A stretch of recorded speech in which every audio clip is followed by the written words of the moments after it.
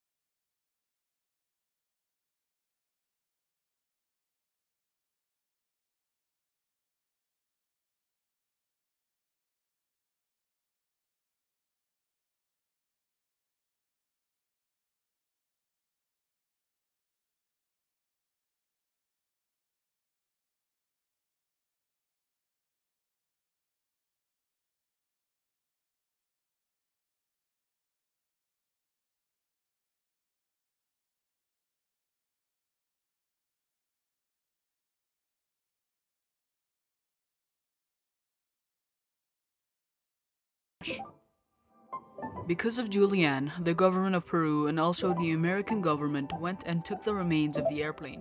After extensive research, they found out there were 14 other people who were still alive, but because of hunger, they died 2 days later after the crash. After receiving her diploma, she was becoming a zoologist and investigating the Amazon forest. At the age of 57, she wrote a book named When I Fell from the Sky. Now she currently lives with her children and also grandchildren happily ever after. Now, the moral of the story is to never ever lose hope.